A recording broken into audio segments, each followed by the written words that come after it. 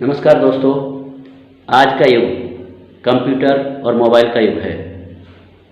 आजकल अधिकांश लोगों ने मोबाइल को ही अपनी ज़िंदगी का हिस्सा बना रखा है। मैं एक ऐसे लड़के की कहानी सुनाने जा रहा हूँ जिसकी कहानी सुनकर शायद आप अपने आंसुओं को नहीं रोक पाएँ।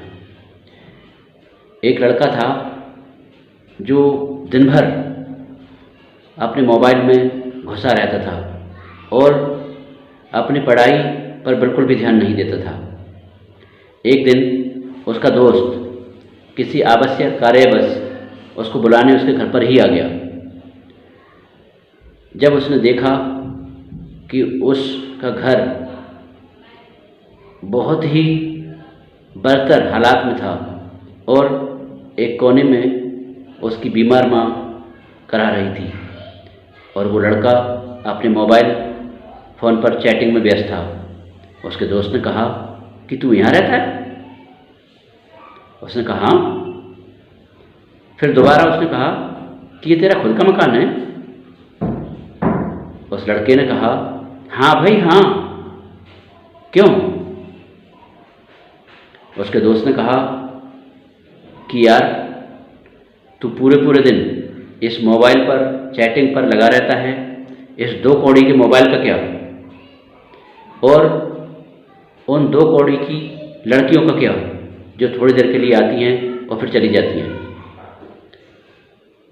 तू शायद ये भूल रहा है कि तेरी माँ हमेशा बीमार रहती है, तुझे पढ़ाई करनी चाहिए, लेकिन तू बिल्कुल भी परवाह नहीं करता। ये कहते हुए उसका दोस्त उस लड़के को वहाँ ले जाता है जहाँ उसके पिताजी, जिस फैक्ट्री में उसके पिताजी कार्य कर रहे होते हैं, और उसके पिता अपने साथी के साथ कुछ बातचीत कर रहे थे। वो पसीने में सरबसर थे और अपने साथी से कह रहे थे कि यार क्या करूं, मेरी तनख्वाह में मेरा घर नहीं चल पाता, मैं अपनी पत्नी का इलाज भी ठीक से नहीं करा पाता हूं, और मेरे बेटे के कॉलेज की फ़ीस भी 2-2 महीने लेट हो जाती है। इस ज़िंदगी से तो मौत ही बेहतर है,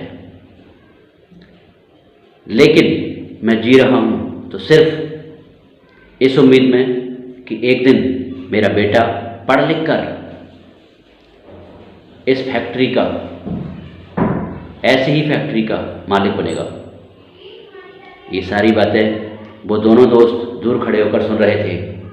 और दोस्तों, जब उस लड़के ने अपने पिता की ये बातें सुनी तो उसकी आंखों से खून के आंसू टपकने लगे और उसने वहीं उसी क्षण ये निश्चय किया कि जब तक चैन से नहीं बैठूंगा, जब तक मैं इस तरह की कंपनी का मालिक न बन जाऊं और अपने पिता के सपनों को साकार न कर पाऊं। और दोस्तों, उस लड़के ने उसी समय, उसी क्षण से अपनी पढ़ाई में इतनी मेहनत की, 10-10 घंटे, 12-12 घंटे पढ़ाई की, और 1 महीने के अंदर उस लड़के ने वो कमाल कर दिखाया कि पूरे अपने स्टेट में प्रथम श्रेणी से पास हुआ।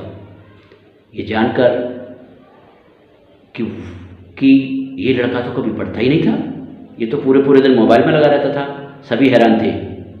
और जब उसका इंटरव्यू हुआ तो उससे सबसे पहला क्वेश्चन यही पूछा गया कि तुम प्रथम कैसे आ गए, तुमने ऐसा क्या जादू किया, तुमने ऐसा क्या किया जो इतने अच्छे मार्क्स आ गए। उस लड़के ने जवाब दिया कि मैंने कुछ नहीं किया, मैंने तो सिर्फ और सिर्फ अपने पिता के सपनों को अपना लक्ष्य बना लिया और उसी को टारगेट बनाकर मैंने पढ़ाई की, और इसके अलावा मैंने कुछ नहीं किया।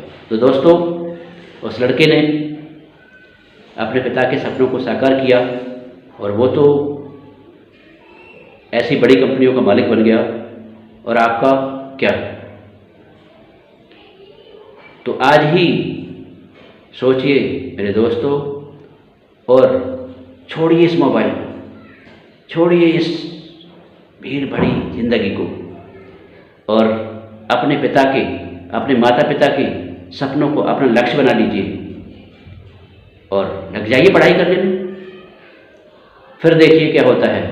एक न एक दिन आप भी अवश्य ही अपने सपनों को और अपने पिता के सपनों को साकार कर सकते हैं। Thank you.